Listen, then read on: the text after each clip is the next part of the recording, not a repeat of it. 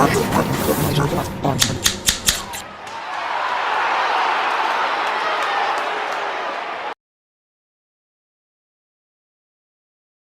afternoon, everyone.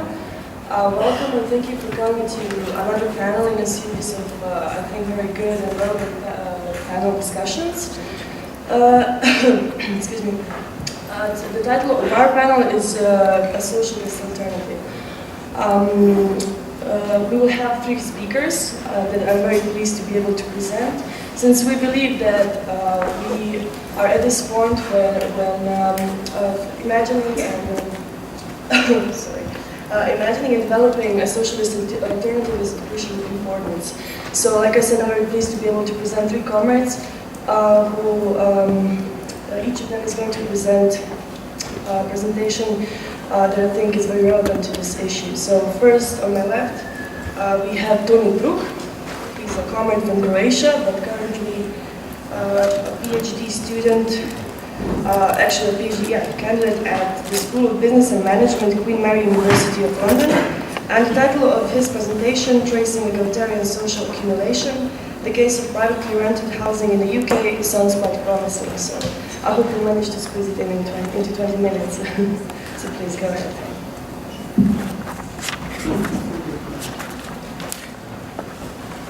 Hi, you had this already on the screen, so I hope you read it. If you didn't, it's basically state capitalism is it's one of the, I think, the largest mistake committed on the left in the last 60 or 70 years, and we have to read people who objected to this, like Mandel and even Summary, and use their arguments and expand further why it has been a mistake, and we should be more aggressive objecting to those who use it, and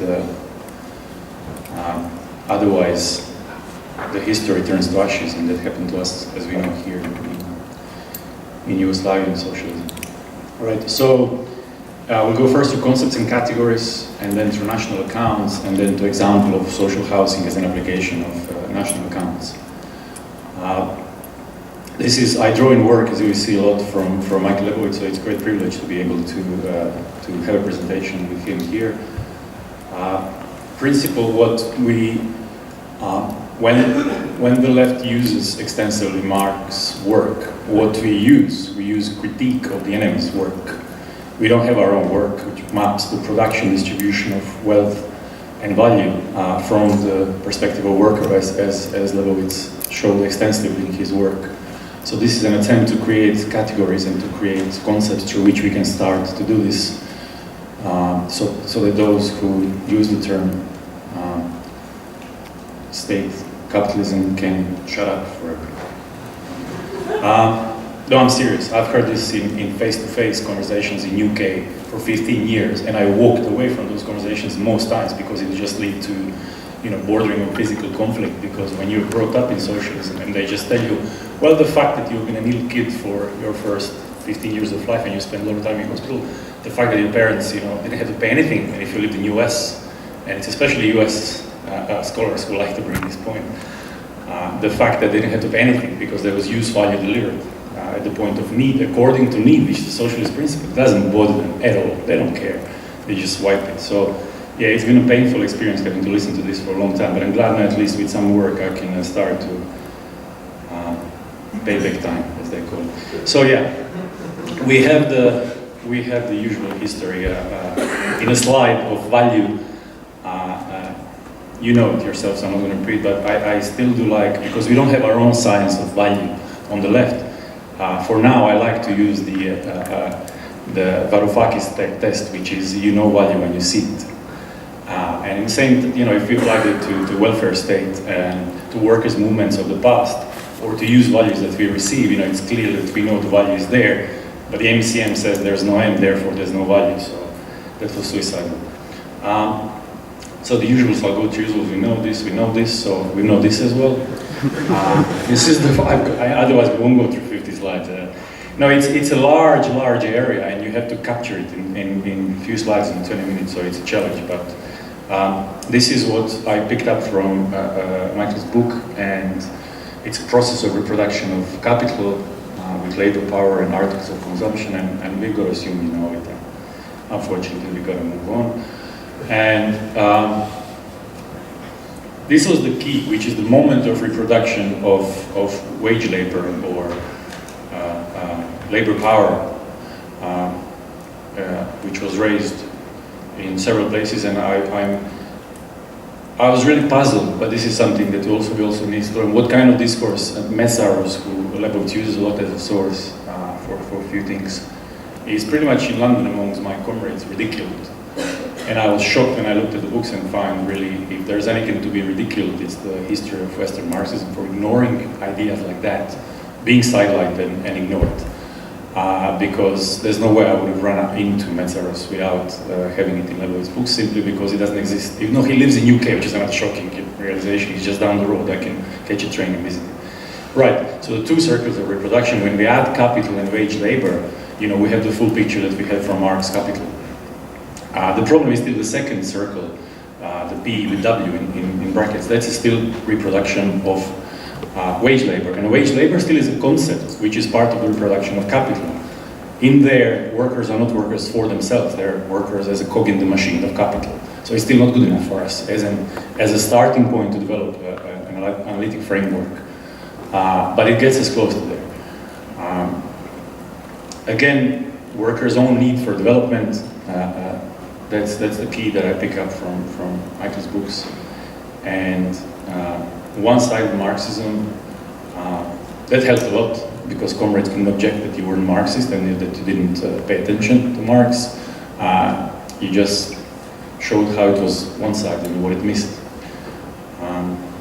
Productive for the worker, that's key. We don't have concepts like, if you look at economics textbooks, there's nothing that tells you what productivity or efficiency is based on.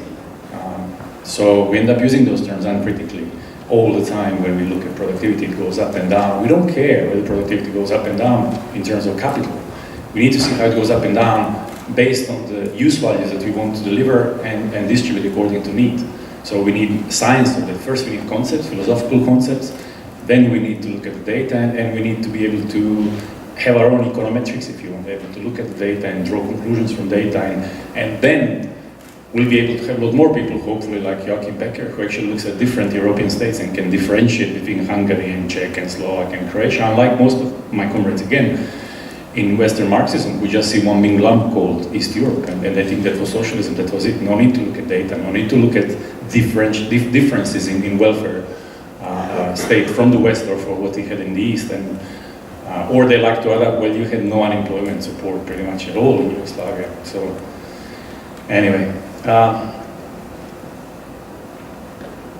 yes, the angle of the worker, of the capital, so the history being completely interpreted through the history. How many minutes? Okay, sorry, because I didn't put my around 12. Okay, 12 start. Yes, so I started from third reproduction, which in Michael's books is use value comes in and comes out, a worker perspective. And I felt there's a need to put worker in the middle of the diagram, because that's what it needs to remind us that is where we start.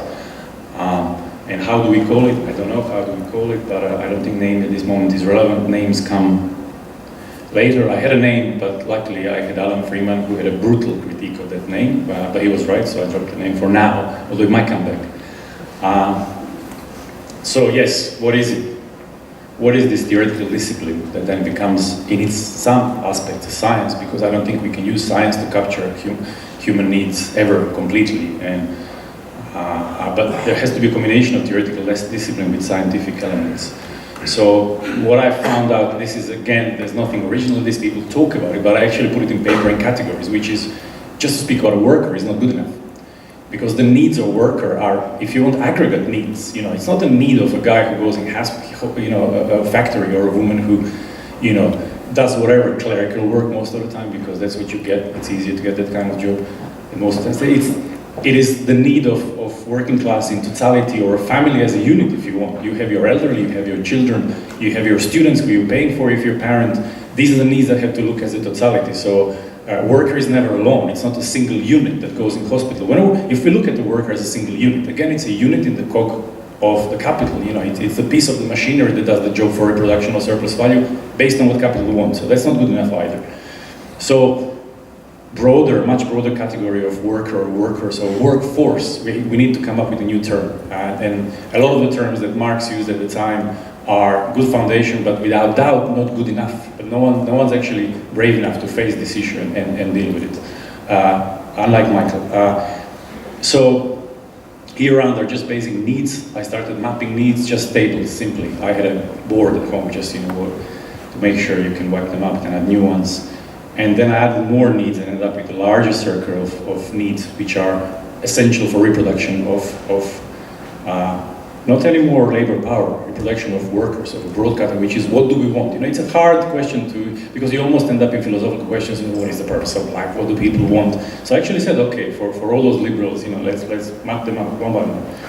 And then we end up with 3 circles of reproduction. Let's start from below, from the bottom. First circle, we know, we have a circuit where we are familiar with it. There's more money at the end, the surplus value. The second circuit is, let's say, local authority run service, hospital, school, whatever. It's on the consumption side that you don't have money anymore. You have use value, which I believe is, to use Marx terms, pregnant with surplus value. I think is how do we show the value which is not monetary. Plus money, because sometimes you pay for it. You pay for a medicine, or you pay for part of the schooling or part of a kindergarten. So it's a combination of use value plus money. Money is not where the surplus value shows. And often you have that without money at all. So the surface is completely free at the point of delivery. And then you have friends, family, or who said it? Who said desperate commons? I like this really. Which is parents in London organized because they can't afford. Kindergarten, nursery, as you call it in UK, costs. A friend of mine had one child, 3 days a week, £1,200 per month, every month. So €1,500, 3 days a week, one child in London. That's the fact. And then you have desperate commons. Then you have liberals telling us, oh, commons, self-organization, fantastic.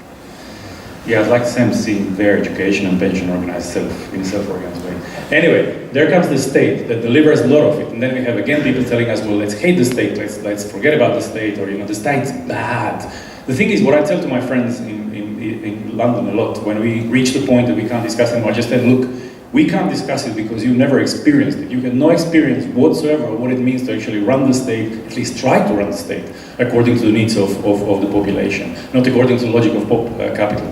Therefore, you don't get it, let's move on. One day maybe you will get it. So what I tried, I put the third circle in the middle of the worker, the needs, and I tried to complete basically Michael's work in a lot of sense, although when I started doing this, I was aware of Beyond Capital.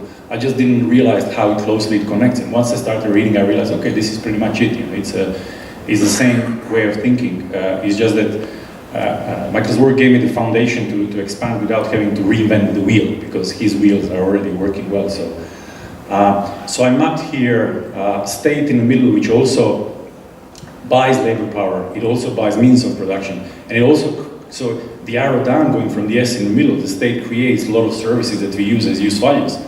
But the state going on the right, the state also produces means of production for the capital. And the best example is patent, the intellectual property. Stanford University, which is 88% funded by the state, public funds, which actually came up with a Google algorithm. Well, it's the genius of 2 people, that's what liberals tell us. But anyway. So I created, I'm going to run through this now, but I created just a map to see, okay, what's different between the work that Lebowitz did and what I added to this circle. And if you look at the in the circuit model, but what I mean is here, can it be calculated in any way? Can it be at least conceptually captured by single concepts that we can give a letter like Marx did? Because I think it's a good way to map the economy without having to be engaged in strict calculations immediately. And okay, a bit about national accounting. Again, the principles, how do we measure? There are many ways to measure. Very few are in monetary terms because we are measuring use values again. This is another one that you can pick up yourself if you read Lebowitz's books, especially the Socialist Alternative one. It's how do we do, it's the concept of Metzer said it, the concept of socialist accounting, yet how do we do national accounts according to socialist principles. So this is what we end up on a consumption side. We have a use value, which is pregnant, and we have a bit of money sometimes, depends how the service is delivered. This is the crux. If you look at the middle distribution consumption for the first row, capital has, of course, new commodity, and then more money than it had at the beginning, and we have use value. when it's a free service, or we have use value plus some money, where it's a partially paid service. And what I claim is that we have an egalitarian mode of production that existed here for a long, long time, but we've been stuck with Marx and we've been stuck with our own very orthodox and very uniform, if you want, way looking at things. So we can't see that, the history of UK, for example, is health and education have been mapped and based on workers pushing for it. It's not the state who said, okay, like Bismarck did a bit, we'll give you some health and we'll give you some education. Those workers pushing, self-organizing. NHS is based on Tredegar Minor Society for Mutual Aid in Wales. They have a library. I wonder how many leftists went to that library and see before they wrote their own ultimate claims on NHS being just another capitalist compromise with us. So what I said, how do we measure surplus value in this new form of production? Well, not new conceptually, it's been around for a while. For now, I have no other idea than composite indexes and then outcomes. National accounting has a long history of developing outcomes, meaning literacy, health, all kind of. I mean, they know they can't capture things in monetary terms. So what they say is, state consumption, money comes in, money comes out equals whatever we spend on a state. That's the value we get. But because they know that's not all, so they develop outcomes in each state sector where the state is spending, and then they're weighing those outcomes, bringing them together, and creating composite. I mean, Amartya Sen did this with a human development index, but again, it's a highly liberal attempt which we can learn from. This is history. So if you look at this is history of 200 years of UK budgeting, which has split in two categories: workers and capital. Who benefits from what? And it shows that it's only in the last 100 years the state started spending massively to satisfy the needs of the population for whatever reason. But even if we say it did it just because to pacify the workers, as a lot of leftists like to do, still it's spent on use value delivered to the end user at no cost or at minimal cost. So still it's not a mode of production which simply produces which can be explained according to the logic of capital. There's no surplus value that we can account for. This is the same thing but not aggregate anymore, so we can see the two lines intersecting, and we can see the First and Second World Wars, these two peaks when the state said, well, we need to spend on military. The dotted line is a correlation, and correlation does show there is a small to medium correlation between spending, meaning that when the wars come around, this is actually debt correlation between the aggregate debt and those spendings. And what happens is the UK state, in this example, spends money and goes into debt every time when there is a war. They don't do it when there is anything to do with worker spending. So the lending, historically, the state lending has been linked to spendings in capital-driven categories. That's how I call it. It needs a lot more research. These are just initial insights. This is the rate of change. It's another very useful way to look at things. And if you look at number 6 here on the left-hand side, it's the big peak 273. That is the poor laws and discussion in UK. What do we do with all these peasants coming to cities, not being peasants anymore, but poor and can't feed themselves? This is the rate of change. So 273 says that it was 1% of GDP spending on workers, and now it went to 0.3. So it's around 3% change. And interesting here is if you look at the end, that in last 8, 9, 10, 2000 to 2010, these are decades, the spending actually has grown relatively to the last 4 decades on workers' categories. That's why people vote for labor. If you ask yourself why people, it's my explanation, is vote for new labor. Because no matter what privatizations have been coming around, new labor did put more money into health and education, did create more jobs for those people who want to work in state sector, regardless of enormous hollowing out, as some economists call it, privatizations inside.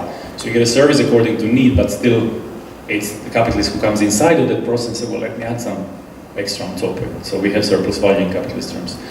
Yeah, I tried it on Eurostat data. It matches the UK history. This is how data looks like in OECD tables. I looked at Croatian one as well. Average spending on workers categories is 35% in UK. In EU 27, it's 24, so it's 10%, or it's a huge difference between what Croatia spends on worker needs and what EU countries spend. These are the needs mapped in the middle. If you look at general government expenditure by function, that is the stat in Eurostat. and ESA 95, ESA, it's the standard accounting, and how they map on national accounting categories, so that we can have a leftist insight into national accounting and say, well, no, actually the picture is not this, it's something else. And how it's funded by publicly and what distribution according to need, to what extent. This is UK I'm talking about here. I just looked at UK for now. So 2 minutes to finish. So we're at the last point now, which is the UK stock dwelling or housing stock, if you want. The first one in 1971, if you look at the top bar, that's 30.5, 30% of all housing, every single flat in house in UK was owned and administered and distributed according to need. And you fill the form, which had 10 pages, I've seen it, my friends fill them, and you get allocated property based on that, and it's not owned by you, it's owned by local authority, and you pay part of the value of that in monetary terms as a rent, but you don't pay anything closely resembling the market rate. And what is this, tell me, if it's not a communist principle in a capitalist, deeply capitalist, imperialist country, which of course sucks wealth all around the world, whatever it can, uses military, uses whatever means available, but it distributes according to communist principle within 30% of all stock. OECD stats are 22% of monthly spending of family in EU averages goes on housing, so a fifth or close to fourth of monthly bills are housing, so it's a hugely important distribution according to need. But of course, because we are stuck in philosophical discussions whether we have the rupture and the communism comes or the revolution, we can't see that they are, I call them objects of egalitarian objects, or I call them objects of communism, socialist objects. I don't care about what the name. It is distributed according to need, and you are assessed 30% of all housing. Today, we fast forward to 2011, only 8%. And there is a change in value that monetary terms, because you still pay money, so we can actually measure it in monetary terms, which makes it easier. We don't need to go in indexes, and we need to, invent our own valuations. We have the capitalist evaluation, the currency. So this is what currency tells us.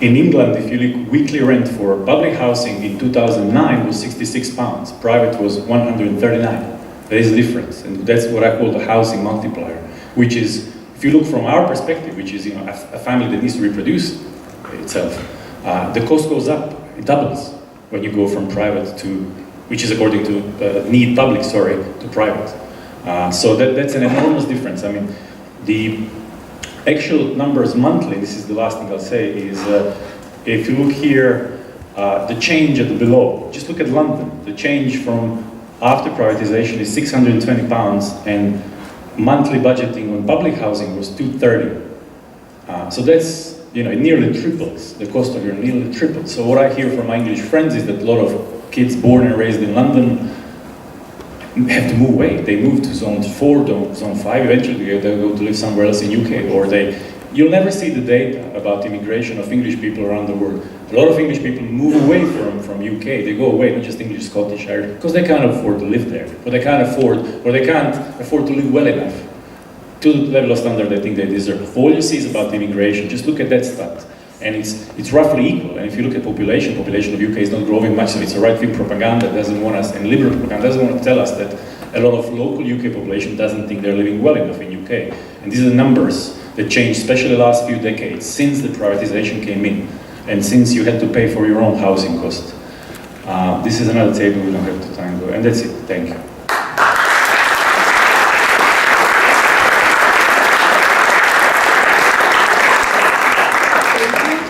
I hope you'll be able to go into more detail during the discussion. And now we're moving to another presentation held by Anne Corsica, Comrade Corsi, a member of the Workers' and Planners University, a researcher at the Institute for Labor Studies, and a PhD student at the Faculty of Arts, University of Ljubljana.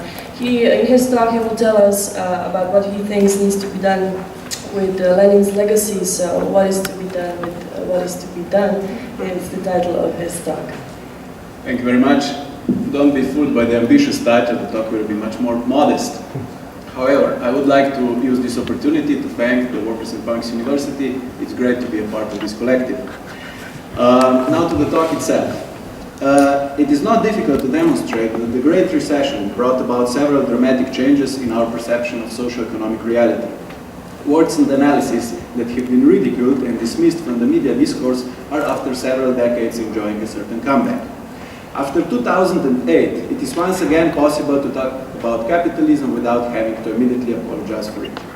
Images of Karl Marx have been portrayed on various mainstream magazines, and his critique of political economy as a conceptual apparatus is more present than it has been for a long time.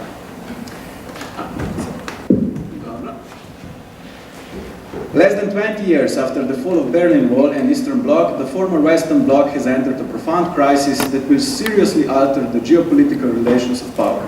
Whatever will be the image of the world when it exits this crisis, it most certainly won't be a simple return to Western hegemony.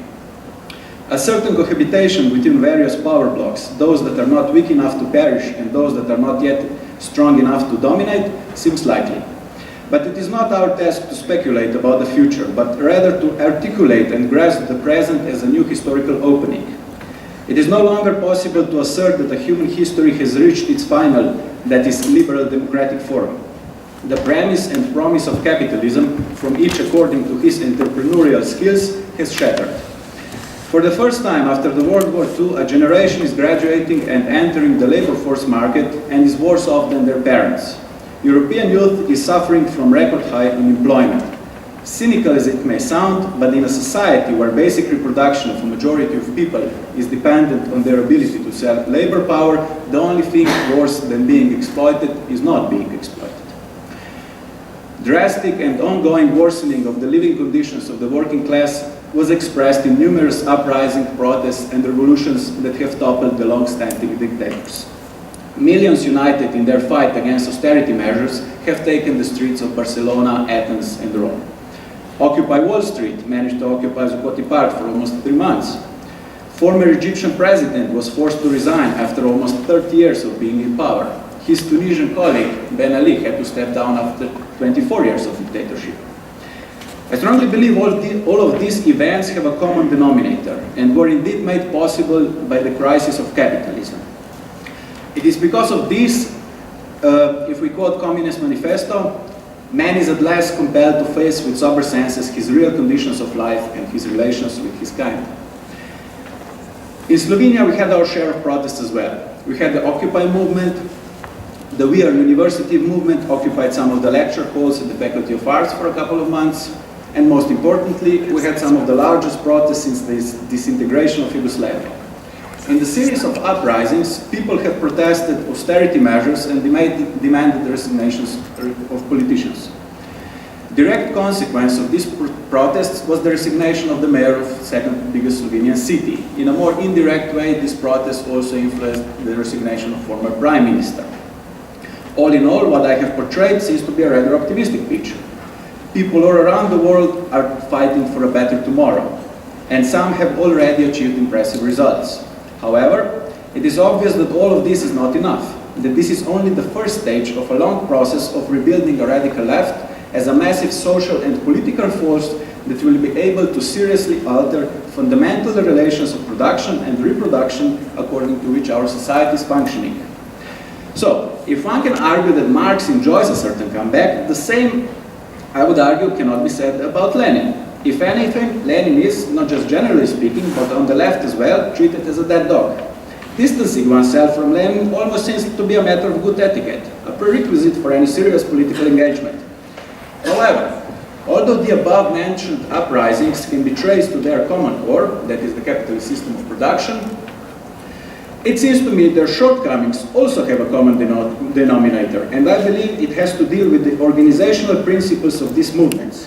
And it is precisely here that the simple dismissal of Lenin is at our own peril.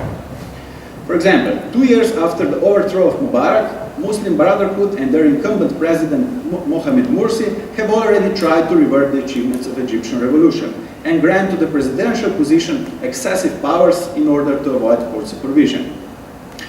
Morsi's argument being that with these exceptional powers he was actually trying to safeguard the heritage of the revolution itself.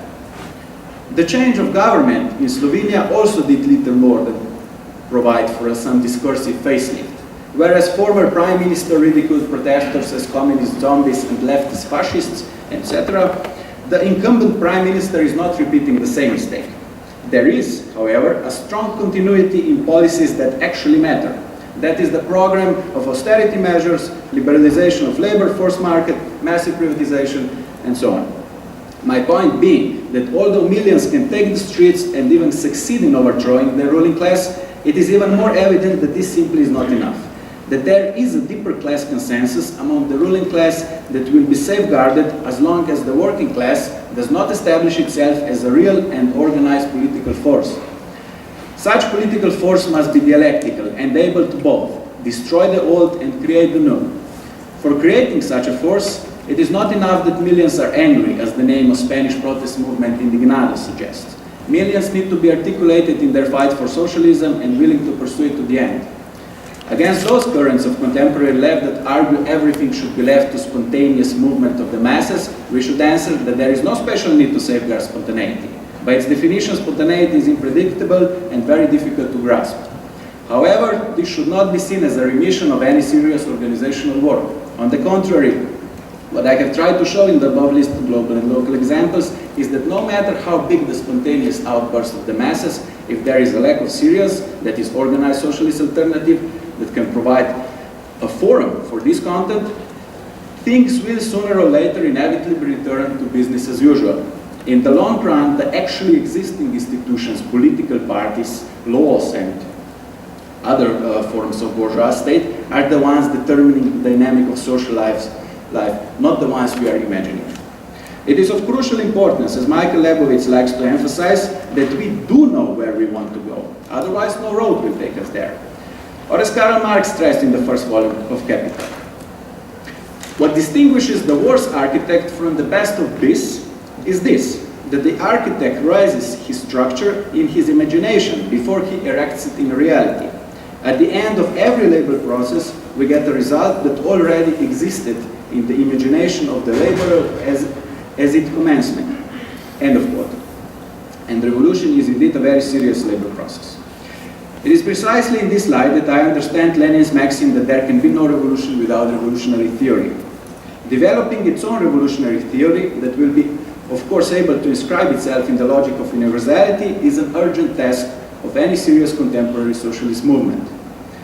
This morning you have witnessed the press conference devoted to the launch of the Initiative for Democratic Socialism.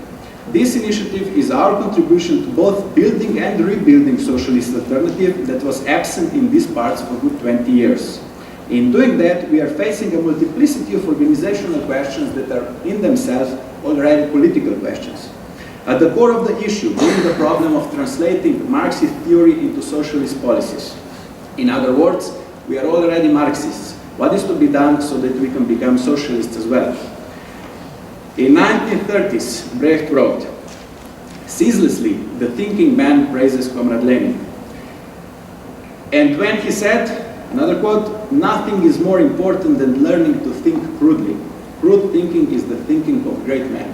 End of quote. One can very well imagine that he once again had Lenin in mind.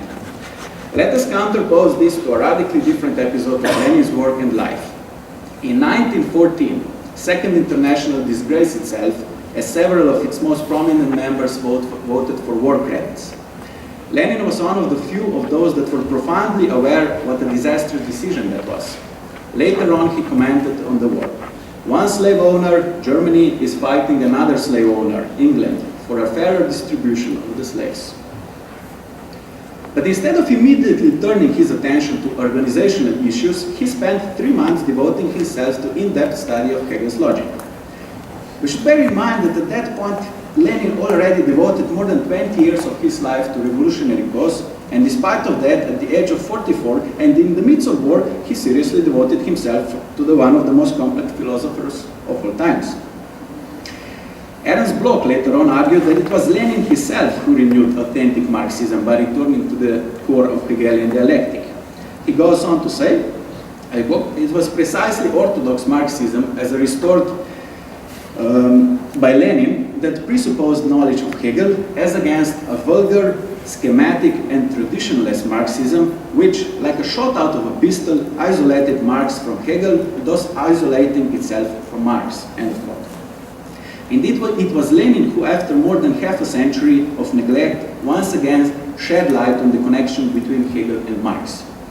History and Class Consciousness, and Marxism and Philosophy by Georgi Lukács and Karel Korsch, respectively, were both published in 1923, so almost 10 years after Lenin's study of Hegel. These two works are usually seen as invigorating the current of Western Marxism that distanced itself from Soviet philosophy. However, it is rather ironic that the true beginner of this current actually appears to be Lenin. What to make of this tension between Lenin's ability to think crudely and his apparent intellectual force that didn't stop in front of the most difficult theoretical issues? I think it is precisely herein that lays the reason why a thinking man should praise him. We have, of course, all read Lenin, but what I was most fascinated about is that after speaking with several comrades, that we had the same experience after recently reading Lenin. It is fascinating how timely and inspirational it is to read this great revolutionary in the midst of crisis of capitalism. It is as if the same words and sentences now possess a profoundly different meaning. Pamphlet of 92, What is to be Done, which gained exceptional notoriety during the 20th century, would seem a logical point of return to anyone interested in Lenin's organizational principles. This pamphlet is conventionally portrayed as a sectarian document that introduces the idea of party vanguard. As Lenin argues, the working class in itself and by itself cannot achieve more than the trade union consciousness. What is needed, therefore, is a group of revolutionary socialist intellectuals that are able to introduce a proper revolutionary consciousness from without. On the grounds of this oversimplified interpretation, his organizational principles, it might be convenient to dismiss Lenin en bloc and argue that he has nothing to offer for our current political conjuncture. So what is to be done with what is to be done? I believe there is a definite answer that Lenin himself provided 5 years after the publication of the pamphlet. I quote, "The basic mistake made by people who polemicize with what is to be done at the present time is that they tear this production completely out of a specific historical context, out of a specific and by now long past period in the development of our party." So, the notorious pamphlet, supposedly a notebook example of Lenin's organizational principles, was therefore in a way dismissed by himself as strictly tied to specific historical period that was by then already long past. I cannot recommend highly enough the splendid study of Lars Lee, Lenin Rediscovered, What is to be Done in Context. Lee argues that there could hardly have been a worse choice than the fact that this pamphlet, I quote, became everybody's introduction to Lenin's belief and the basic teaching tool for understanding the essence of Bolshevism. End quote. Returning to Lenin and seeking inspiration in his writings is therefore not a simple matter. It is not possible to appropriate his revolutionary efforts, like Hegel would put it, like what, stamped coin that is issued ready from the mint and so can be taken out and used. Lenin's theory is not like that of Marx, where one can grasp an inner theoretical core with which it is, as long as we live in capitalism, possible to unmask its deceitful surface appearance and time and again point to its inner mechanisms. Instead, one must, while reading Lenin, persistently remind himself of specific historical circumstances that consistently drove Lenin to concrete analysis of concrete circumstances. Such analysis, by its definition, cannot provide universal answers, but it can and should incite us to seriously study both achievements and shortcomings of October Revolution. It is only when the left once again starts to seriously discuss questions of organization and political strategy, as Lenin did in his own time, that it will be able to seriously challenge capitalist production and reproduction. Thank you.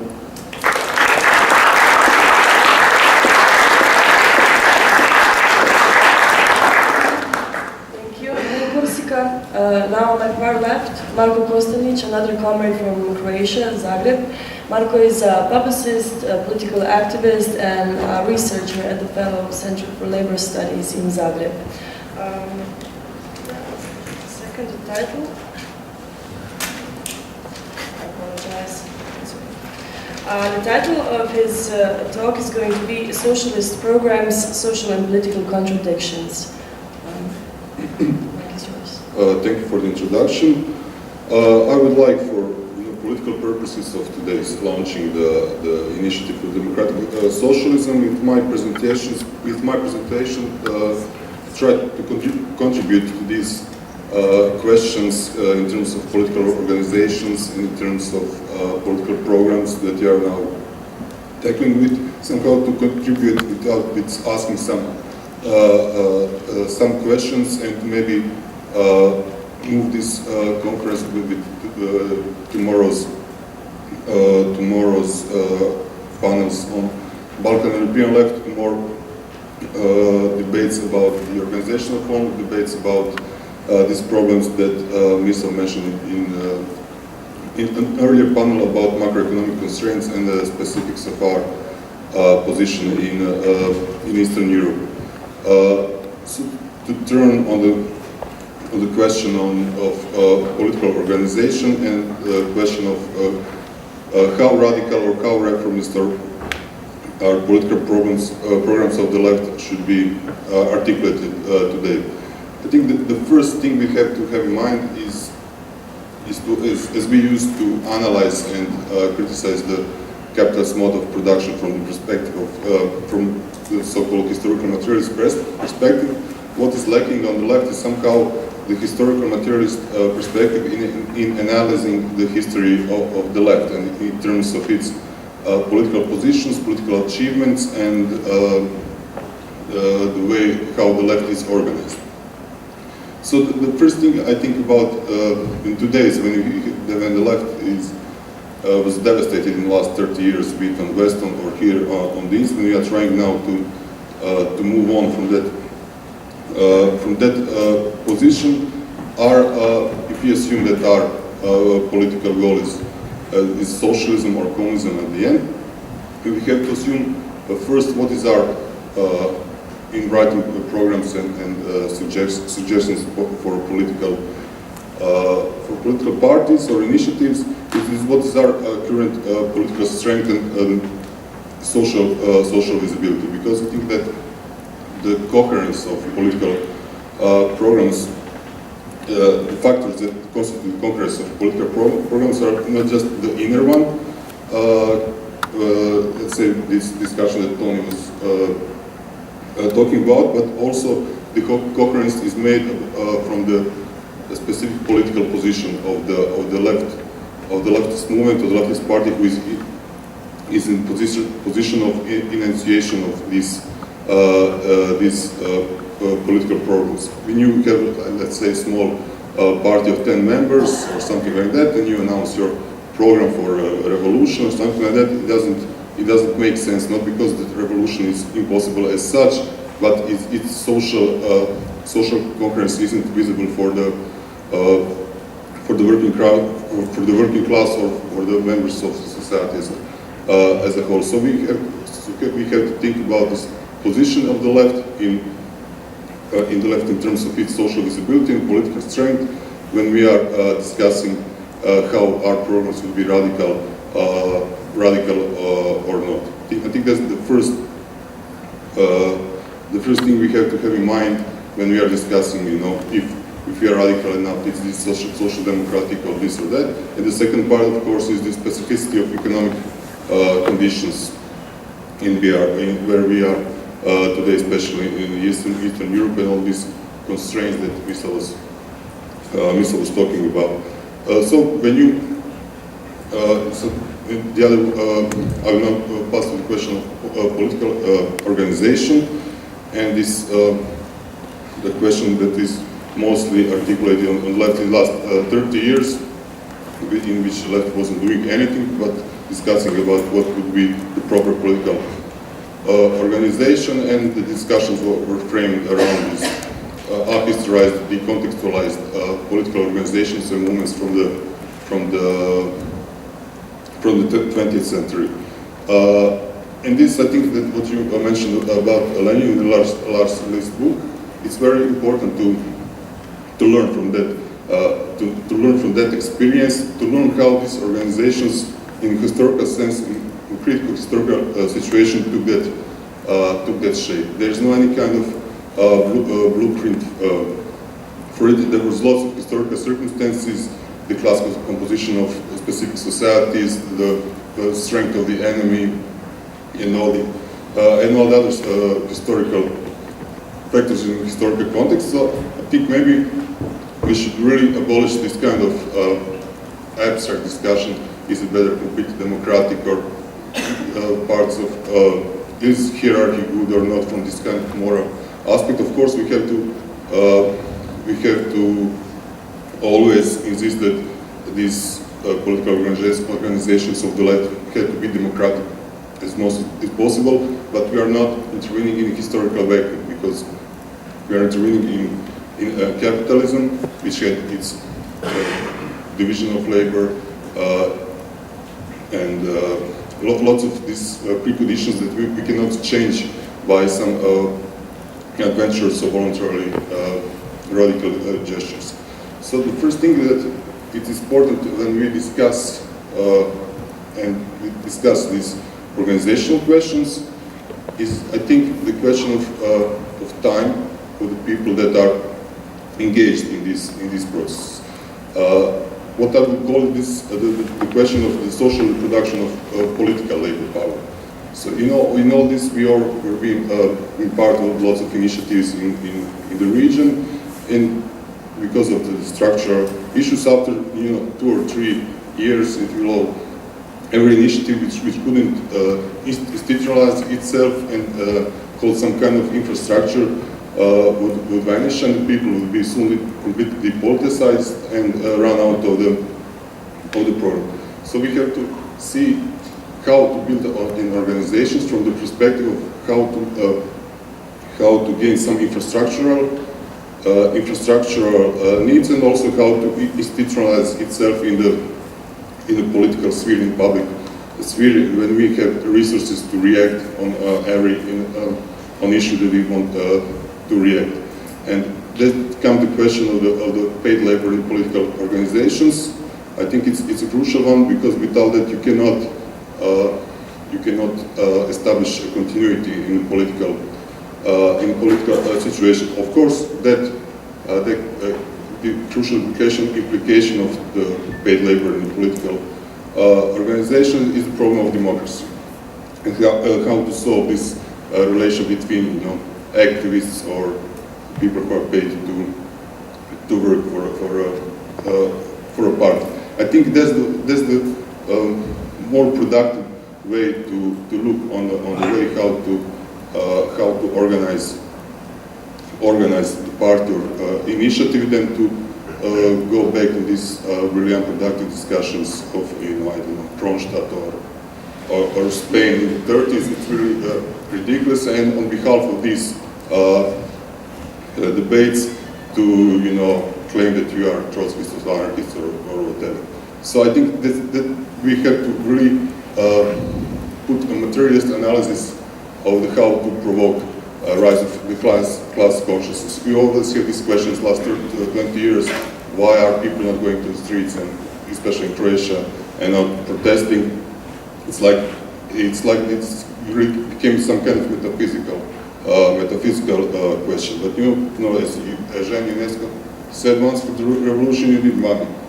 Really, because we could call it money, or we call it some collection of Tony's use values. But it's really important to think in materialist terms the way how to organize on the left. Also, and there's this. Besides that, there's also the question: how can this, after we solve this organizational problem, how to intervene in the public discussion in political sphere with our programs, and that demands in a concrete historical situation when all these lots of these notions and concepts are being ideologically contaminated in the public sphere, for us, of course. So we have to learn how to engage in the battle for the hegemony, especially in Eastern Europe, especially in Croatia and Serbia, when the battle for the hegemony is concentrated a lot around the national question, and it always with the hegemony of the left liberals. It's always hard to deal with that question. It's not theoretically hard. It's easy to explain, but we don't have enough resources to put this question from the very productive position in terms of our position of society. They have more resources and that material conditions that can with which they can afford to be publicly more productive. So we have to do this kind of reimagination, how to put these crucial political, economic, and the socialist concept into the circulation through the social metabolism, as Marx would say. And also the other part is how to organize ourselves in terms to give answers, to give infrastructural solutions to the current needs of the working class, the problems that they experience on the everyday level. You know, maybe some of the people can be really like the socialist ideas or something like that, but if you don't have any kind of evidence that you are able to provide these solutions for their problems, provide some needs, they won't take part in the movement. We have this example in Greece with the Golden Dawn and the way how they organize on the streets, taking care of children, of course, only white Greek children, providing some solutions to the concrete problems, and in that way claiming support from the working class. I think that's also another question, how to react in concrete formulas, let's say, for the question of people who are indebted with the credits and all this. So I think also that's the second part of the problem that we have to face in terms of building our position in organizational sense, and also how to, because this the way how we correspond to the concrete needs of the working class are these social mechanisms that makes our political narrative of socialism socially plausible. In a sense, you cannot expect that on your words and your good intentions will do a job in creating a movement and creating a party. Of course, the party as a form is not an ahistorical figure. We have to. It's not a time that we have to reinvent it. Through the 20th century, it was always reinvented because it was always in very difficult historical situations. It had to reinvent it all the time because we all know which are the problems of the party form. We all know that it cannot function without the coalition and connection with the vibrant social movements from below. But without any kind of institutional mechanisms that are, we call it, part of organization that can reproduce itself daily and that can intervene in political space of a specific country or European Union, in ourselves we have to think about these organizational problems. And because this is the panel of the Socialist Alternative, so we have to imagine some kind of socialism on it. I think, of course, we have to have some idea what this has to be like, but I think the first thing we have to know about it, then if it really comes to the political urgent situation, that we will be really in position to fight for some socialist principle, we could not avoid war. We really can. Because I'm not a war strategist, I don't know a lot about that, but so I will not talk about it. It's maybe depressing a little bit, but just to put in mind, the ruling class won't just let you because you can convince them that this will be better. So I think we don't have to think about socialism in terms of utopian or not utopian, but in terms of direct confrontation. And also just to finish with what Anna was talking about, what urgency to investigate and learn from the experiences of this transformative socialist projects in the 20th century. I think it's very crucial to learn from that project, because lots of if we in our lifetime will experience this confrontation that I was talking about, there will be some of the same problems that the socialists had in the 20th century. But for me, so I'll be the third guy on the panel to refer to Michael Lebowitz. It's some kind of picture of this panel. In his Michael's article from 1991 in Socialist Register about socialism, that was the issue theme. He introduced the concept of artificial means. That is, we have here the discussion of the primitive accumulation. The artificial means would be those political or economic means that help you to move from one organic system to another organic system, but these artificial means do not have the features of the system in becoming. So, in transforming the capitalist system into socialist system, you cannot use only these political means which correspond to, I don't know, ethical, moral, or economical,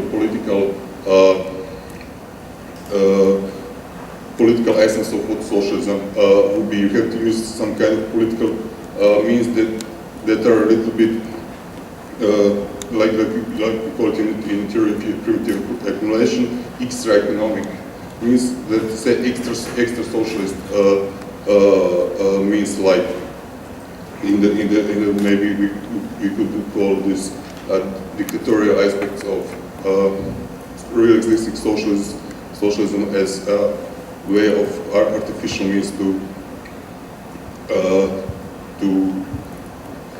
try to live in the project again. So I think that there are lots of questions we have to deal with, but I think that we are in a good position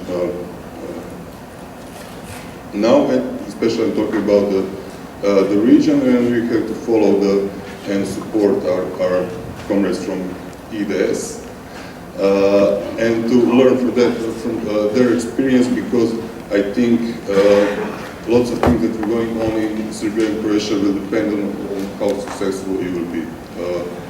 You will be here, and also we have to contribute to your project as much as we can. So that is.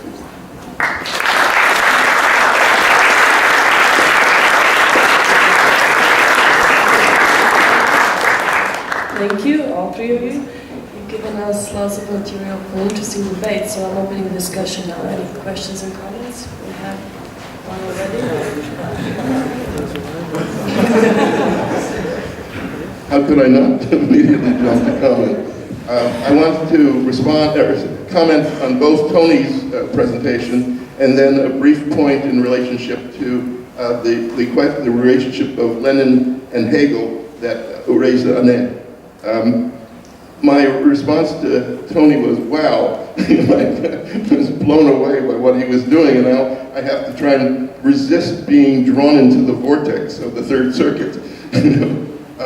But I had two points that I wanted to make in relationship to it. I think I'm really delighted that you stressed this distinction between the productive and the unproductive, productive labor and unproductive labor. But I think that raises the question of looking back at self-management in Yugoslavia, because there was a very clear distinction between the productive sector, which was the sector which produced commodities, and the unproductive sector, the sector which produced health, education, etc. And my sense of this was that second sector was truly devalued. That it was put in the position of Oliver Twist coming with its begging bowl to say, please sir, can I have some money to ensure that there's education and health of the people in this area? And I think that a critique of the old model must take on that particular question of the way in which human development and human needs were in fact not at the center of that model. So that's one point. The other is in relationship to the quantitative, your attempt at quantification. And I think that's interesting, but there is a problem there. Because to take the example of education, all education is not equal. And here I draw in particular on the work of Paulo Freire in his Pedagogy of the Oppressed, which distinguishes between education delivered from above in the form of banked knowledge, in which it's given by those who know to those they think they don't, who they think do not know, much like the model of those who are going to bring socialism, who know how to bring socialism, to those who don't know how to bring socialism. We cannot simply add up education as the same, because some of it produces, and this is Freire's point, what you are doing when you are having the form of banked knowledge is in fact corresponding to the needs of capital, in the sense that, capital, you are being learned to follow orders, in contrast to the problem-solving education that Freire talks about, in which people develop through their own activity. And I think that quantitative distinction is not sufficient, but I don't know how to make the distinction in any other, it must be divided though, separated. And I think that goes beyond simply the question of education. In relationship to, the point that Anais was raising about the link between, how Lenin in the midst of all this, that is happening, then sits down to read Science of Logic. And I think what is especially interesting is that what Lenin then writes, he says, it is impossible to understand Marx's Capital, and especially the first chapter, without thoroughly understanding the whole of Hegel's Science of Logic, which is pretty difficult, but then he continued, consequently, 50 years later, none of the Marxists understood Marx. Well, it has to be understood as a self-criticism, because as Lenin points out, he had been writing about Marx for many years of that, at least 20 years of that. So that's a self-criticism, but it shows Lenin's preparedness to rethink questions. And I think that's really important to understand. It's not the only time he engaged in self-criticism. I'm going to refer to one tonight, which is his self-criticism in 1923, when he says, we forgot completely about the importance of cooperatives. We didn't know how to build socialism. And I think, he engages in a self-criticism there. I think that should be a guide to all of us. The willingness to rethink our own dogmas, to rethink and approach them anew. And I think that's the way, and if we take that attitude, which I think Lenin did constantly, then we can start to break down these divisions between the small groups, all of which have their own brand loyalty, and create a unity among socialists.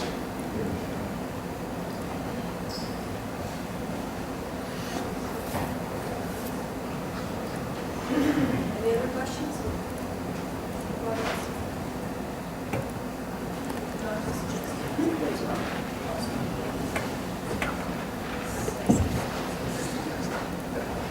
Yes, I wanted to follow up on that comment. First to Tony, you said something that shocked and disturbed me.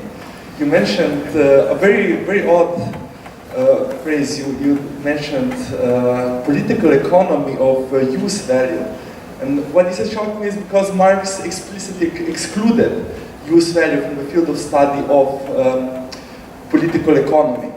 And I wanted to ask you, how would you imagine measuring and developing some indicators for, so let's say, an alternative use value or metrics to substitute econometrics? What would be the basic for making use values commensurable? How would you compare them? They are qualitatively different, so you need something outside of themselves to compare them. So how would you imagine, what would be that basis?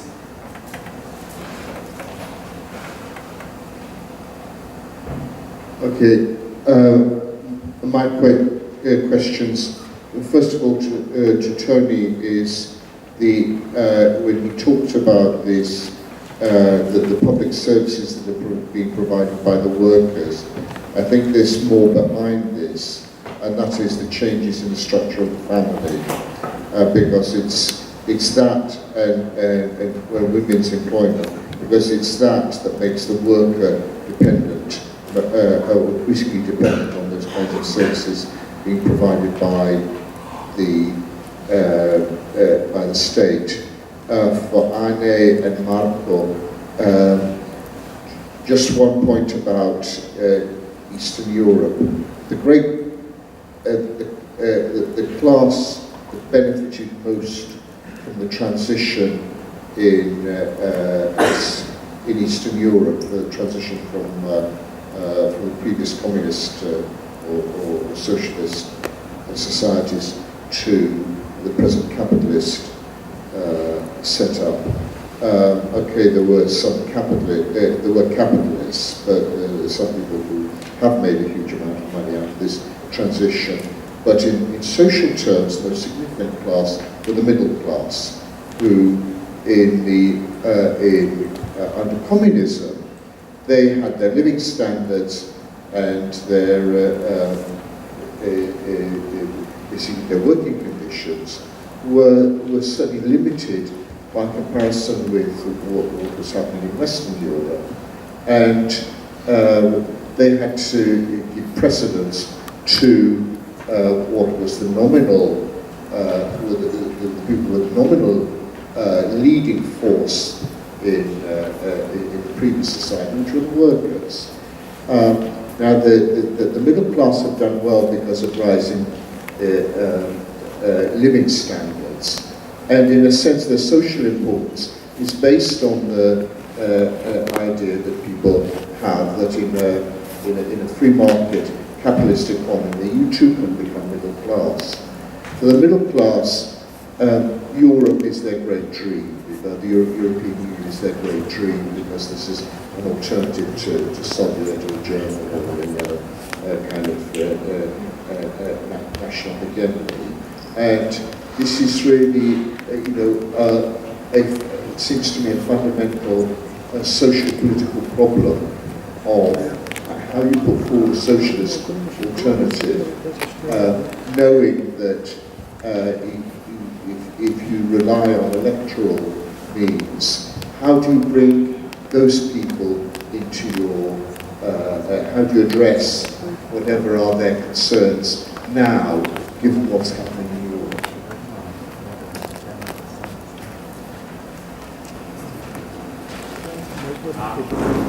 Definitely, these are highly aggregated categories, and they're bound to be. First, it's the first time I've done it, so it's and it's only been the last few months that I actually did categories in national accounting.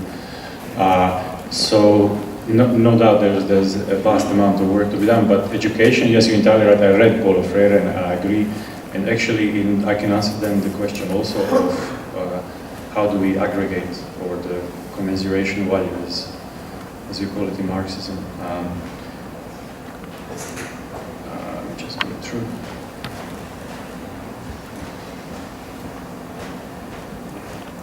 Right, that's the vortex of the third circle together, and then we go to. So if we look at the accounting units, there are two accounting units. One is money, because you spend money on it, and so you can also account in outcomes. I mean, this is what national accounting. I'm not here inventing anything. I just looked at national accounting, but they did it for the interest of capital. So they are not. So if what I put here is in education, for example, finance, legal, and management. Worker literacy, both on firm level and on macro level. And I did it deliberately because Michael, in his book on Socialist Alternative, uses an example there that it's not the same thing if you teach a worker, like you said now, how to obey the logic of capital, or if you teach a worker how to actually self-manage and how to read the financial statements of firms, so that you can actually, at the staff meeting, you can actually say something meaningful, because hardly ever you can say anything meaningful. You don't have the knowledge, you don't have the time. So in classical national accounting, what we have today, any education is fine, and it will do. So it will just aggregate as one category. So we need to measure this. How do you measure outcomes? Well, you educate, then you test.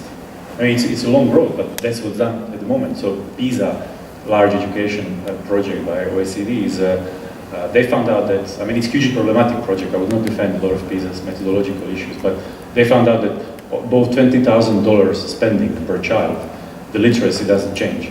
I mean, their questions are terrible, and they're not really very good. That's the only thing we've got of that kind of research. So Norway spends $70,000 per child, but it makes no difference in literacy for someone who spent 20,000. So there are ways that you can quantify the relation between outcomes and monetary terms. And in terms of health, also, it's not any kind of health that we would want to measure. It's from the perspective of the worker, different subcategories of outcomes have different importance, if you want. For us, injuries at work, which have rocketed in UK because they just kept removing just the work security, and the rest is, you have health and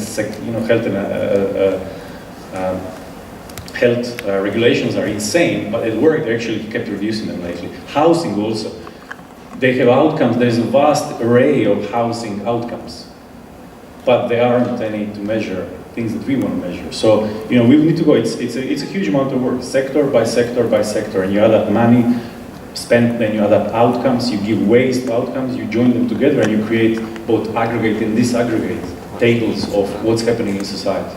I don't think composite indexes as Human Development Index, which is a deeply neoclassically mathematically run model, although it does create a resemblance of people's needs because it talks about education and health. I don't think it's good enough. And the discussions about Sarkozy Commission in 2009 in France brought some of the best macroeconomists who tried to find out why is GDP not good enough. And André Vanoli, one of the fathers of national accounting in France, says, and I think that's a critique I agree with, and a few other macroeconomists also said that when we move forward, if you want to measure things from a more human perspective, which even capitalists running capitalist countries like Sarkozy, right-winger, even they realize this is not good enough, it doesn't make sense. It's going to be hard, maybe impossible, to come up with a single number.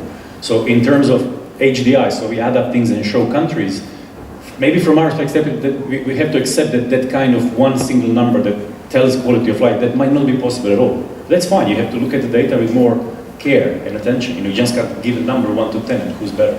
But that's how capital measures, of course.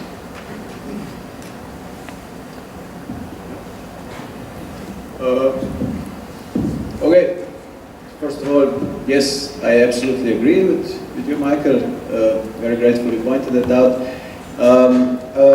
I don't think I emphasize this enough, but it seems to me that the problem is not with Lenin as such, but with the position of Marxism-Leninism, as it was developed later on in an abstract trans-historical dogma fit for any specific circumstances all around the world. And this is, it seems to me, something completely alien to Lenin's own work, Lenin's own thinking, that, as you emphasized, always submerging himself into serious self-critique, no matter how experienced and how much he read before. So it seems to me just this gesture, this basic position of submitting yourself to continuous self-critique is something that I really wanted to emphasize, is a moment we need to aspire to.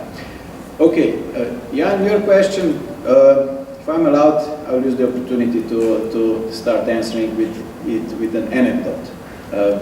Friends from Germany will be able to correct me if it's correct. But basically, when the Eastern and Western Germany merged, supposedly the Eastern Germans got a kind of allowance, a certain welcome money that they were free to spend however they wanted. And supposedly, most of these people bought bananas. And this actually is the fact that is true. There's a magazine cover with the Eastern German girl from that time, and she's standing all happy with a peeled cucumber, and above it says, "Meine erste Banane." And what I'm basically trying to say, this illusion of a society where each is entitled to these wonderful commodities with which Marx begins his Capital was illusion indeed. The banana democracy that less than 20 years after Easterners have entered it in the form of European Union is already shattering. seems to me that the concept of the middle class is eroding, is fading away as the crisis is worsening, getting more severe, and of course it's shattering downwards. The former middle class is now finally able to see soberly its life conditions. So I agree with Anne, but it's especially from the example of Croatia, we have to analyze the structure of this this middle class, because there is the remnants of the socialist middle class really high professionals, some that managed to survive the capitalist restoration, and maybe there's doctors, lawyers, or some kind of engineers that still work in this small part of industry that's still left. But also there, the second part of this middle class are the people that are related to political parties and through clientelistic way of reproducing the middle class that have jobs in public sectors. That is the way how the main parties are trying to reproduce their electorate that is really militant in voting for them in every elections. And that is, I think, second part of the middle class in Croatia. And the third, I think, the crucial part of this illusionary middle class, and in really illusionary, was this that was brought up in the 2000s after the privatization of the banking system and the inflow of the credit and the imports from the West, and also from the real and the credits for the mortgages and for the real estate. I think this part of the middle class that now is being really declassed is the most interesting, and the one that we have to engage with, and the one that can really understand the processes of the EU integration and the peripherization of the country, because they really are feeling it on their skin, to say. Okay, just two questions. I'll try to be as short as possible. One for Tony and one for Marco. For Tony, I completely agree on the need to be as aggressive as possible in combating the thesis that everything that didn't work was capitalism, and that if real socialism didn't work, or from one moment stopped to work, it was because it was capitalism. But on the other hand, I think that maybe, and I want to hear your opinion on that, we should have a more complex view, and I want to say this. The question of accountancy, as you try to address it, is one of the most important, because accountancy appears as economic objectivity. The way you measure GDP, and when you say growth is 3%, 4%, 5%, that looks like as if by that notion you know if economy is working, not working, who got what, and what is good and what is not good. So, but there is not okay. And now, if we change accountancy, if we at one moment have this kind of accountancy about which you're talking about, I think there would be still another problem, or maybe, and that would be the problem of capital strike, because if we try to account in another way about the functioning of our economy, but at one moment we find ourselves in a position where capital says, okay, the prices are too big for the production, and I'm going on strike, I don't want to work here anymore, and economy stops.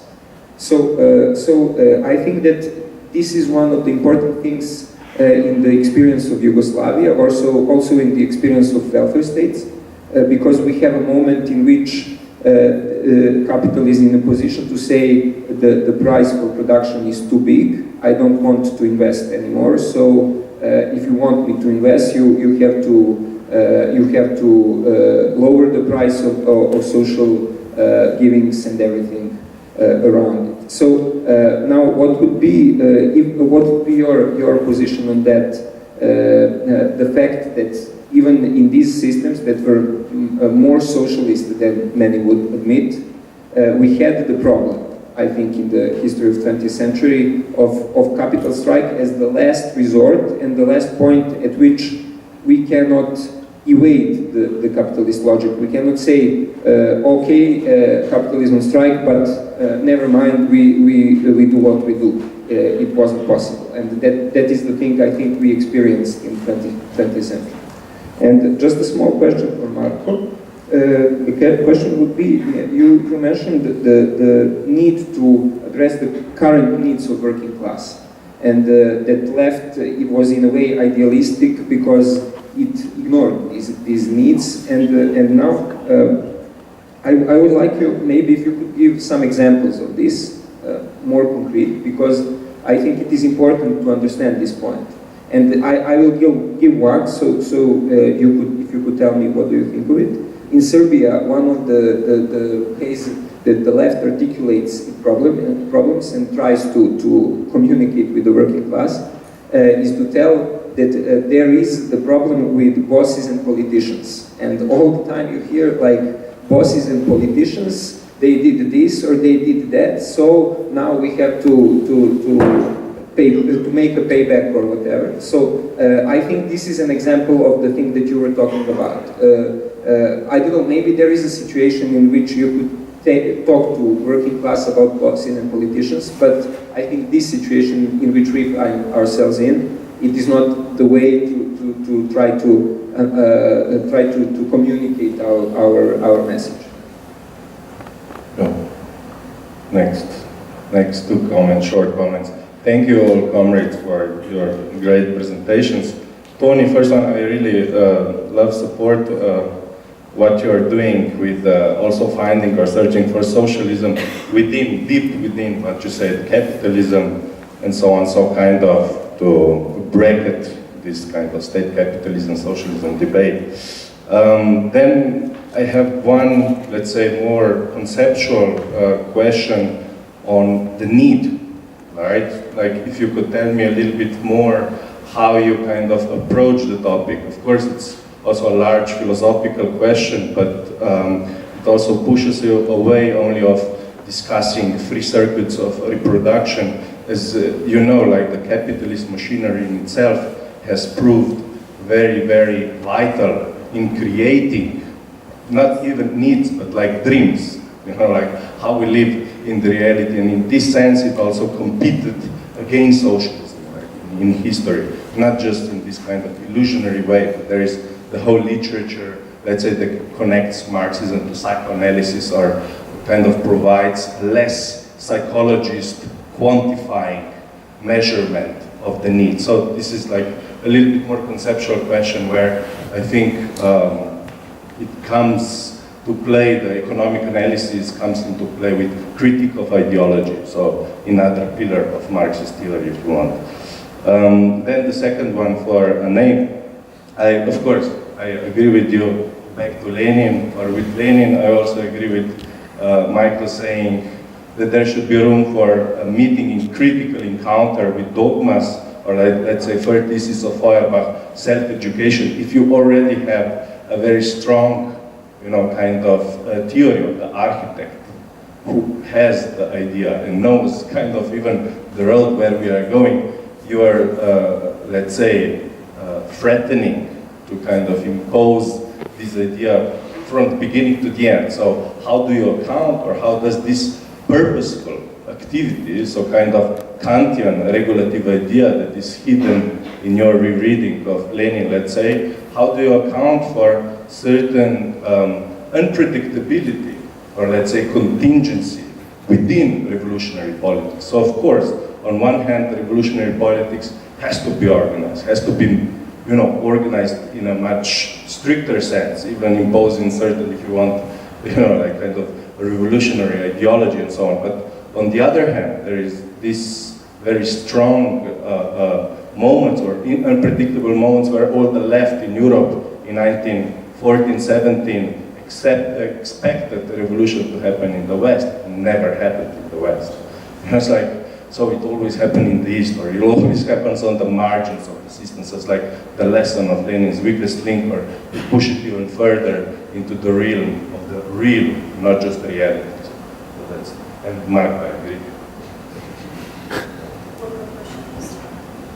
Yeah, just a short question for Annie. I had the same feeling when I read that recently. What actually I want to ask you is a bit more theoretical question, although it has political consequences. Is okay. You know, I agree that we need to question our dogmas, have a new approach critically, and so on. But, at the same time, you know, if we understand what being an Orthodox Marxist is, you know, having the system which already has developed basic categories, relations between these categories, so that it means if there is an unfinished project, that, you know, being an Orthodox Marxist with respect to method means that you can deduce further analysis and further conclusions from this basic structure. So. And when we speak of Lenin, how can we avoid to see Lenin not as a theoretician, which he is, and I think he's a pretty sound theoretician as well as Marx. How can we avoid reading into Lenin whatever we like? You know, what are these universal theoretical limits that we need to take into account when we think about Lenin? So we wouldn't, you know, today read into Lenin, you know, horizontal sphere theory or two-way verticality, and, you know, whatever we feel fits there because we like it. So, you know, how can we actually see Lenin as a moral universal mind, actually, that, you know, gives us these theoretical insights which are valid as long as commodity as a form is valid? How do we avoid these unnatural inputs?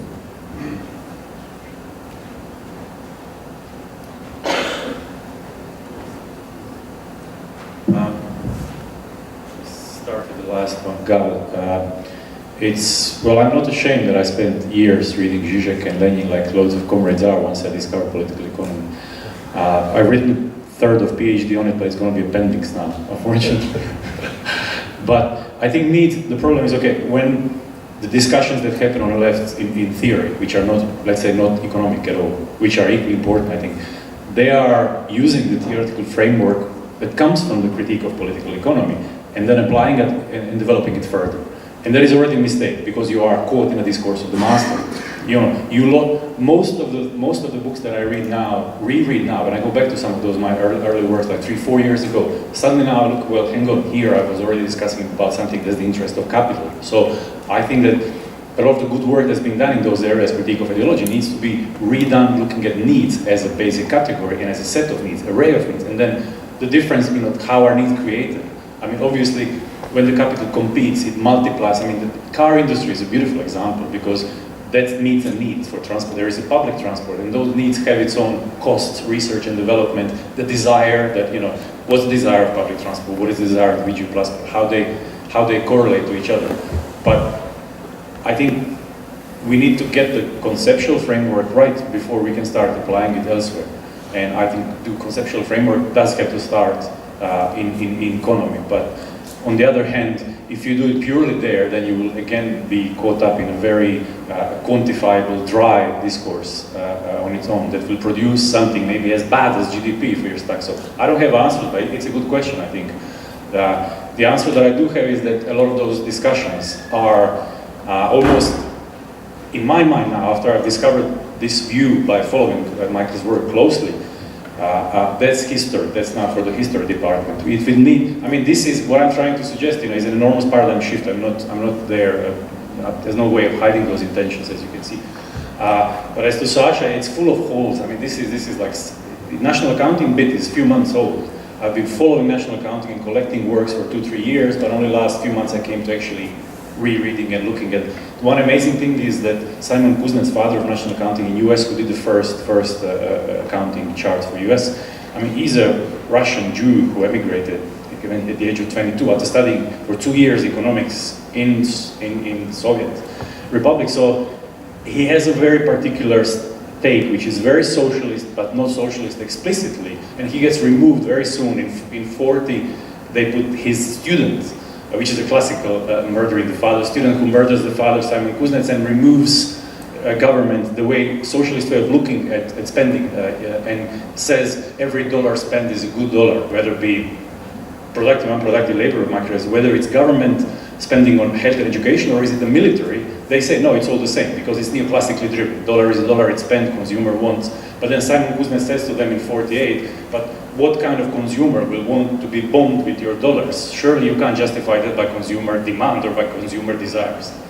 So, capital flight, I think again, reconceptualization. I don't think there was capital in Yugoslavia, in socialism, because state production, if you look at the GDP so the state-run production, even in UK, in 70s it was 10%, now it's 2%. In EU, it's 5-6% average. And I don't know, I've never looked at socialist Yugoslavia, but I'm sure it was high in 80 or 90% that state actually run the economy. I don't think that small firms were counted, so that was not capital. It becomes capital when it exchanges foreign exchange. So when you go foreign exchange with other firms, it becomes capital because, of course, it competes with the capital. It's under the rules of capital. So all of that needs to be looked at again and reread under different categorical separation and different understanding of what value is. And as to capital flight, I mean, in UK, they're trying, this is, people think, you know, capital, oh, there will be no more welfare state, or speaking to friends also who vote to Labour, ask them explicitly, and I think it's a, you know, sorry, I want to just show one graph with UK welfare. I mean, you've seen it, but it was so quick. Basically, privatizing this one, I mean, look at the 20th century. I mean, the rate of growth also is going up. So decade by decade, UK investment in worker needs satisfaction and distribution according to need, mostly because not any money, higher education, I will pay a lot. Most of it is still according to need because it's free or close to free. That is growing continuously, and what conservatives are trying to do is people love it. It's really hard to win elections in UK if you say I'm going to shut down NHS. They can't say. That's why David Cameron, when they won elections last time, they said we love NHS, we love. And what they do is, you know, following out. They insert private firms to deliver according to need, which makes us stuck with a very awkward logic. It's delivered according to need. It's collectively funded, but then you have a small capitalist who comes there and adds surplus value. So we need to make an analysis of how much damage that surplus value creates, both to workers' conditions who work there, collective agreements which are being broken, and to the actual cost of reproduction of labor power, which goes up thanks to surplus value. So it's a very complex, long set of arguments, but I think we can't look at, I would like to let's talk later about capital flight, because I'm not sure your question in detail. Okay, thank you very much. I'll begin with you, Gal. A very good point, yes, of course. It would seem here is a certain contradiction, but I'll try to elaborate on that. The thing is that when I stress that we need to have a certain image of the society we are striving for, I guess we can divide this imagery on two levels. Of course, we have this ultimate goal, which we are, of course, all familiar with, of the classless society, of the society of post-capitalist society, of course. But then there's the question of more immediate, short-term goals. And here I think we still need to have a certain idea what we are striving for. And it seems to me here things are much more pragmatic. Here is a certain dialectical interplay between theory and practice. Always, I know, going forward in practice and then reflecting things theoretically and vice versa. So this is not to say that there's a certain group that really possesses what exactly needs to be done in each moment, but it means that a collective mass movement, working class as such, should have a general idea which way they want to go. And on the way, these things, of course, need to be reflected. I mean, it's a very general answer, but speaking from practice, it seems to me that this is a general grasp of this issue. Look, it seems to me exactly here is the specificity of Lenin, that in each moment he was thinking what is best to do in order to advance the revolutionary movement to benefit the working class. I mean, Lenin was not dogmatist because he, in certain circumstances, he advocated using, I don't know, the old state apparatus, working in reactionary unions, whatever suited the cause of the working class the best. Whatever he perceived, he believed will advance things furthermore. And I think this is perhaps his specificity that really limits how much we put in this general figure of his. Yeah. You asked me for a few examples. It's not hard to find examples of all these services that have been commodified or re-commodified during the because of the austerity measures, unemployment, all these problems that are housing problems because of the indebtedness, all these problems that the people experience on the everyday level. But what I was trying to give access to is the crucial difference that we have in argumentations and debates on the left between this kind of framing that we are in some kind of academic or para-academic discussion, and we are discussing okay some historical stuff, but also we are discussing mostly in some kind of let's say principles. But when you are politically active as a political subject, when you introduce your principles into political dynamic, you are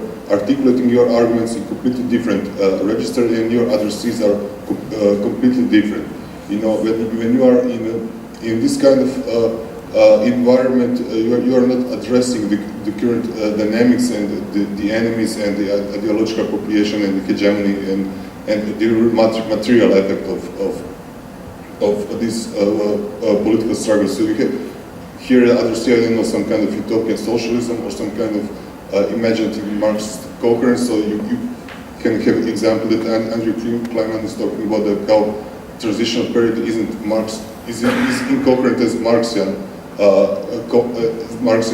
concept. It really doesn't have instead that he used the concept of unable state of flux in a sense. You know, I never thought that Andrew Kleiman will use the Deleuzian terms, but so I think it's very different to the situation that people will be in next few years. We are going to create some political subjects. The register in which we are want to express our political ambitions will be completely different, and we have to really prepare on this dynamics. So, and also in terms of these needs and problems of the people in everyday life, the kind of providing of solution or providing of explanation of what was the causes of these problems, and also providing concrete solution. These are the things we have to do to somehow to make our socialist narratives like that plausible. You will not make it possible by addressing some abstract proletariat as your addressee. Okay, I think we have time for just one more question. So. Okay, cool. Yeah, I would like to comment and hopefully pose a question in the end. Well, I would disagree that we can actually measure whether there is socialism or there is no socialism, or whether there is more or less socialism solely looking at the fulfilling of needs of people. I think that's a relevant thing, but it's not enough. Because I think what is here important as well as a factor in this question is who is fulfilling the needs. And I think that therefore we have to go back to another profound Marxist insight, which we probably all very well know, but from time to time we might forget it, and that is that the act of the revolution needs to be the act of the working class itself. And it's, well, discussing in the context of creating the socialist organizations, and much congratulations for what you're doing here. it actually poses the question of substitutionism, which has been a huge question in the workers' movement for the past century, especially underlined by Rosa Luxemburg and Trotsky, of course. Actually, the question is how to avoid the party substituting for the class, the central committee substituting for the party, and then the general secretary, or whoever the leading figure in the central committee substituting for this whole pyramid. Because yes, I think that's the first thing. And then, sorry, yes, another thing. Yes, therefore I think that it's simply not the needs, because as Tony rightfully shows, that I'm actually missing the argument against theorizing so-called socialist societies as state capitalist. You can have the so-called socialist measures both in SFRJ as in nowadays UK, which it really doesn't make UK a socialist country, right?